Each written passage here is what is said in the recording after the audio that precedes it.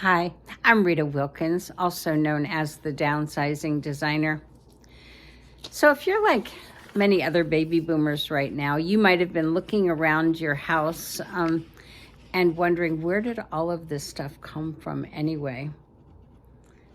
Or you might even have started to notice, particularly during COVID, just how much stuff is piling up around your house and how much stress all of the mess is causing.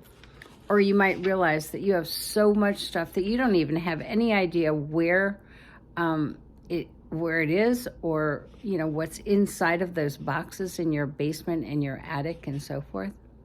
So tonight I want to talk about 100 places to donate your stuff to a good cause. So you realize that what an overwhelming task it is to declutter all of this stuff that you've been collecting for the last 25 to 30 years. And on top of that, you might have inherited things from your family, from your friends or loved ones. And if you're one of the lucky ones, your home has even become a repository for other people's stuff, i.e. your grown children who now have homes of their own. So how do you get motivated to finally get rid of a lot of this stuff and to declutter? So my first thought would be to start somewhere, anywhere, but just start. So without action, nothing happens. So decide on one small area and just focus there. So a kitchen junk drawer, an overloaded pantry, or a overcrowded linen closet that every time you open the door, things fall out.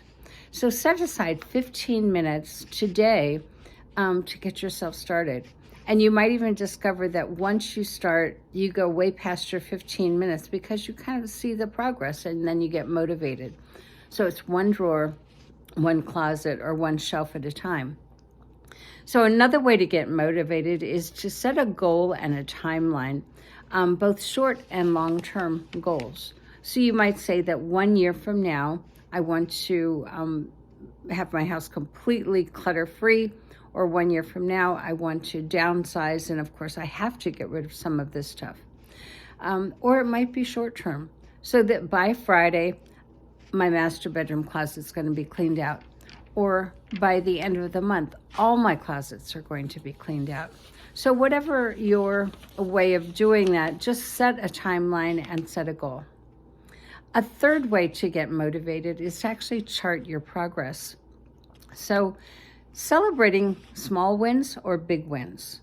Take those before, during, and after pictures. We all love to see those. In my design world, to see a project come to fruition gives me a great deal of satisfaction. And when I downsize and declutter, it does too. So keep track of the areas that you've worked on. Look at the progress that you've made and reward yourself and just say, I did a really great job here. And one thing that helps me a lot is to have a daily or a weekly journal. So many of you that know me know that I'm downsizing again at the end of June. And just having that daily or weekly journal is a little bit of a motivation for me to say, okay, I didn't do anything today, so let's just take 15 minutes. So a fourth way to get motivated is to just put fun at the top of the list. It's funny how decluttering and downsizing get such a bad rep. Oh, it's so hard, it takes so much time, or it's so emotional. I would say yes to all of those statements, but if you simply reframe those statements to have, rather than saying it's so hard, you could say, it could be a lot easier and a lot more fun if I just engaged my family and my friends and have a team. And the way that you could reframe, it takes so much time, could be, if I have a team, not only will we get more done, but we'll have more fun and we'll make some new memories. And then it's so emotional. So that is so true. And so it's not going to not be emotional. But if you don't face these sentimental items now, then you can probably count on seeing them again next year and the following year and the following year, taking up not just space in your home, but also in your head and your heart, because they do weigh you down. So, and a fifth way to find motivation is to find a decluttering method that works for you, for your lifestyle, and also for your schedule. So if you only have weekends free, why not block out, a couple of hours each weekend for the decluttering project. Put it on your calendar for a few hours each week, each month. And, that slow and steady is better than not at all. So if you only have time during the week, what works best for you? Are you an early person, or do you, get a lot of energy late at night? When is your highest energy level? So figure out not just times that work for you, but what decluttering method works best for you. One that you enjoy, one that you can see progress, and one that you can fit into your schedule. The key is consistent action. And the best way to do that is to, know what works for you, for your lifestyle, and then that's the one that you want to take. So one of my favorite decluttering methods is one that I discovered over the winter. I call it decluttering from the heart.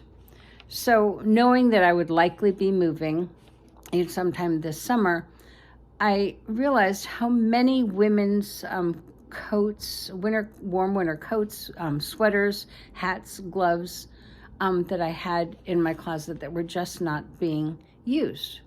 So what came to mind immediately was a women's shelter that has been near and dear to my heart for many years. It's a homeless shelter where women flee in the middle of the night with literally their clothes on their back. And so I thought, I bet they would love to have a warm coat, a good hat, and pretty gloves that would not only make them feel warm, but would also make them feel good about themselves and feel pretty. So that became my huge driver. It was my big motivation and continues to be, knowing that I was giving something to someone who needed it, would use it, and would actually enjoy it. So what was so interesting about that and how it evolved then was that I started looking around other areas of my apartment and saying, what else do I have that I'm not using that could be repurposed and given to people who want them or need them?